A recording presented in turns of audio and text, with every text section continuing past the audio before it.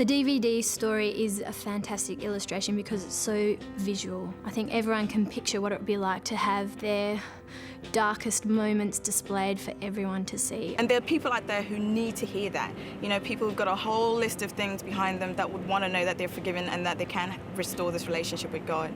I think a story like that would be very helpful. I think a lot of people are afraid because they don't really know how to start sharing their faith.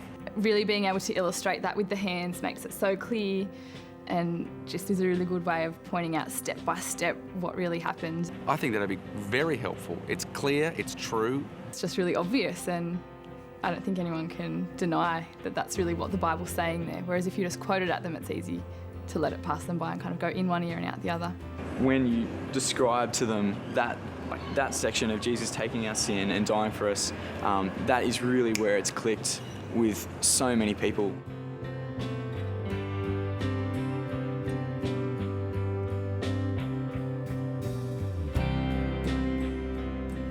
This story leads us to some pretty important things that we want to share with our friends, like the fact that Jesus lived a perfect life. This guy called Peter, he lived with Jesus for 3 years, and he wrote that Jesus committed no sin and no deceit was found in his mouth. I don't think the same thing could be said of either you or I. But Jesus, he did it. And the reason he could do it was that he was fully God and fully man. But this is so much more than some nice story about a nice guy doing nice things. Jesus' obedience to God eventually led him to the cross, where he died to pay the penalty for our sin. Because of this, well, our guilt, it's no longer there, and our shame, it's been taken away.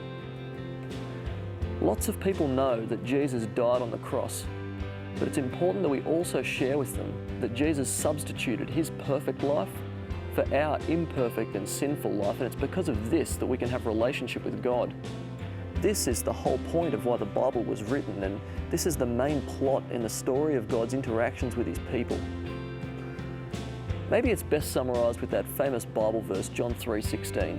For God so loved the world that he gave his only Son, that whoever believes in him will not perish, but have everlasting life. This everlasting life begins now, and it goes forever.